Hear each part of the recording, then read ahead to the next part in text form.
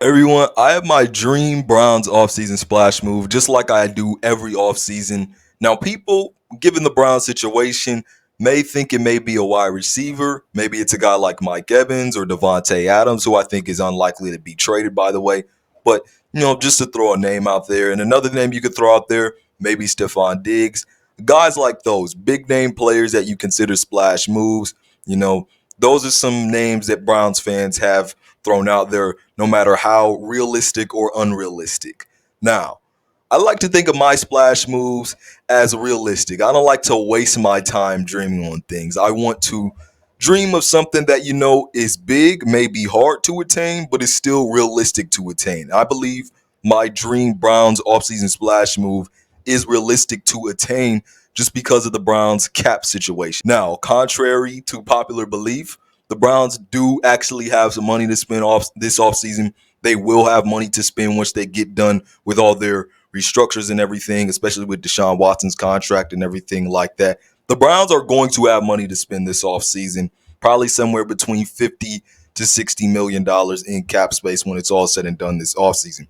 So with that being said, I want the Browns to get a big name. I think they'll have the money to be able to get that big name. Now, who is that big name, everybody? He's a three-time Super Bowl champion. He plays on the defensive side of the ball, and I believe he would absolutely wreak havoc in Cleveland next to Myles Garrett, everybody. Let me present to you, and he doesn't even need presentation. It is Mr. Chris Jones, everybody. Three-time Super Bowl champion, Chris Jones, everybody. Now, like I said, I believe the Browns will have the money to be able to get Chris Jones, but I also think they're just in an aggressive mindset where it would prompt them to make a move for a guy like Chris Jones. Not only is having a guy like Andrew Berry really helpful for your case of getting Chris Jones, but the Browns are in a Super Bowl window right now where it would just make sense to make a splash move like that. I believe a reason like that would behoove them to go and make this move for Chris Jones. So I believe the money and the aggressiveness is there for the Browns to be able to make a move like this for Chris Jones. But, I do also have to tell the truth about this situation before I get into all the really good, fiery, and motivational stuff about a move like this. Getting Chris Jones means you get less expensive when you're looking at other positions of need like wide receiver, linebacker, backup running back, backup tight end, maybe even offensive line. Now, don't get me wrong. If you get Chris Jones, you're still going to be able to bring in some good players at those positions. If the Browns weren't going to be able to do that, then I wouldn't be propping up such an acquisition like this. But let's just be honest. If you opt to not go for Chris Jones, but go for a less expensive but still good player at his position, like a guy like Jonathan Allen, you're probably able to spend more money at other positions of need than you would be able to if you got Chris Jones. Despite all of that being said, though, I think the Browns, and yeah, I'm about to say it, I believe that the Browns need to go all in. I think they need to go all in on getting Chris Jones. And there are two reasons why I think they are justified to push all this money that they are going to have to give Chris Jones into the middle of the table. Number one reason I feel the Browns are justified to pay so much money for Chris Jones' services is in a Super Bowl window that the Browns are in right now. This is a move you make when you know you are going to have to beat Patrick Mahomes, everybody. And I say that because we know the blueprint to beat Patrick Mahomes. Although it is very hard to beat Mahomes, we have the blueprint. The Tampa Bay Buccaneers gave it to us in the lone Super Bowl loss that they handed Patrick Mahomes. In that loss, Patrick Mahomes struggled in that game because he faced some insufferable pressure from the Buccaneers defensive line, everybody. And when you're the Browns and you have an opportunity to go pair Chris Jones with Myles Garrett, not only are you following the blueprint of trying to beat Mahomes by getting a good pass rush, but you make your blueprint transcended because not only do you make your pass rush better, you make it marginally better by adding two future Hall of Famers in Chris Jones and Myles Garrett on the same defensive line, along with what you already have on that defensive line and that entire defense. This is how you beat Patrick Mahomes, everybody. This is a move that for the Browns would say not only are they following the blueprint, but they're doing it at another level. And, obviously, you're going to have to get past Joe Burrow. We know what Joe Burrow's Achilles heel is. We've been Joe Burrow's Achilles heel because we've had a good pass rush. If you upgrade that pass rush, you make life so much more tough on Joe Burrow, knowing that now not only does that offensive line over there in Cincinnati have to deal with Myles Garrett, but they also have to deal with another Hall of Famer in Chris Jones. You also got to deal with Lamar Jackson. Lamar Jackson struggles in the face of pressure. Same thing with Josh Allen. Same thing with CJ Stroud when you're able to get enough pressure on CJ Stroud. So not only do you take care of really looking at and following the blueprint when you're trying to beat Patrick Mahomes, but when you do that, you also follow the blueprint to beat all the other elite quarterbacks. And like I said, not only do you follow the blueprint well, but you do it exceedingly well by putting two future Hall of Famers on the same defensive line. But the second reason I feel the Browns are justified to make a move like this is, again, having two top 5 disruptors on the same defensive line would just make an otherworldly difference. And I don't only say that because I believe Chris and Myles will be able to make opportunities for each other and more opportunities at the line of scrimmage for other playmakers on the Browns defense. But, because, we saw how quick teams had to get the ball out last year versus the Browns defensive line because of how suffocating they were at getting pressure. Just imagine how more quick teams would have to get the ball out this year when you add Chris Jones in the mix, if you're able to add Chris Jones in the mix. And teams want to get the ball out quicker because they know they probably won't have time to dial up some of that deep stuff because, Chris Jones, Myles Garrett, and everybody else is on that defensive line, making it really hard to have time to do stuff like that. And when your cornerbacks, your secondary, when they know that the offense won't have time, and when they know that the offense knows they don't have time, that entices your defensive backs to play more aggressive on the short and intermediate routes, making it harder for teams to really complete the short and intermediate routes that they want to complete because they're so scared of what Chris Jones and Myles Garrett can do to you if you give them enough time to really hit home. So a defensive line with Myles Garrett, Chris Jones, Dalvin Tomlinson, Okoronkwo, Alex Wright, and whatever else the Browns add, it really neutralizes how explosive a pass game can be. And even when they force teams to be more methodical, the Browns still make it tough on teams to be methodical because their corners are so good. And the defensive line entices the corners to be more aggressive on the more short routes because the corners know that teams won't have time to throw those, deeper medium routes, and teams don't really want to throw those deeper and medium routes because the teams know they won't have time to do that. Now, with all this talk about getting Chris Jones, if it were to happen, I do think one of the sacrifices would be Zadarius Smith. Now, did I like what Zadarius Smith brought this Browns team last year?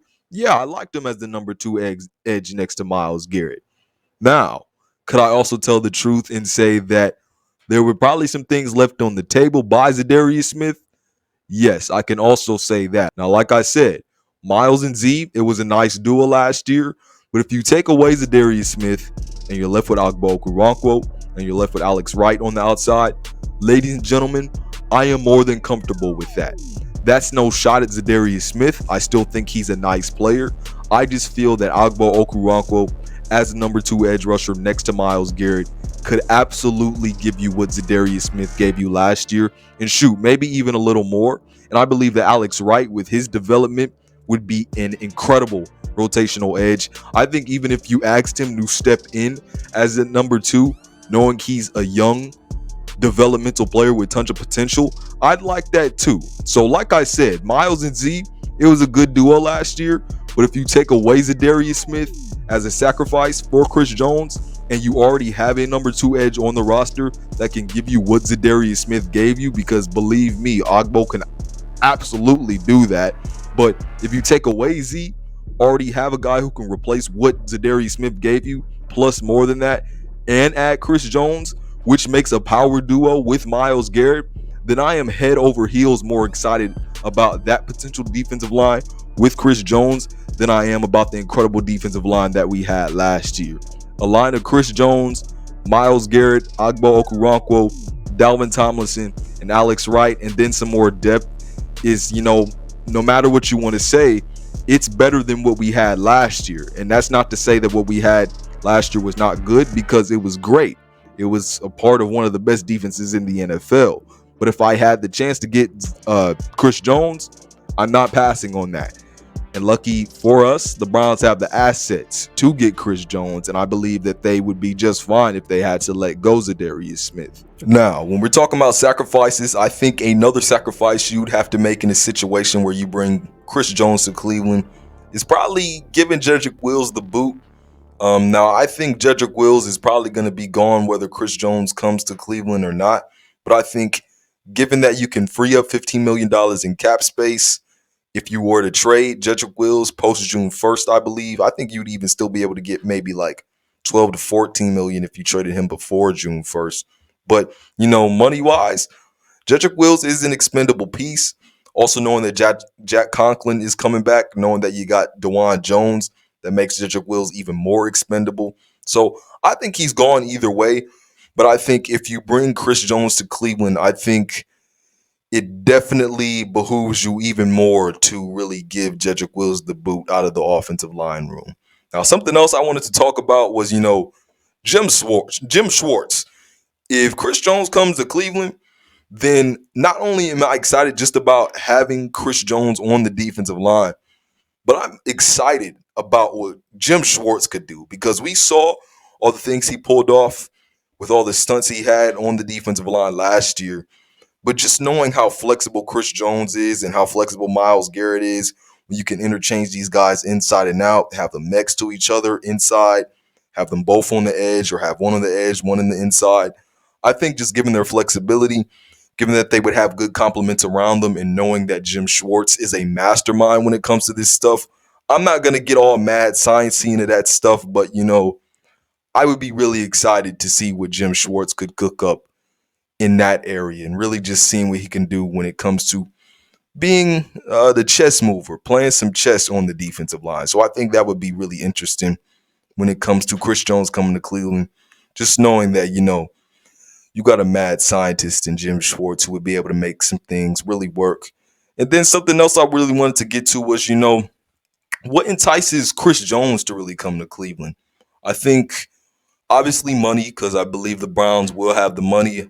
I think it's just a fact that the Browns would have the money.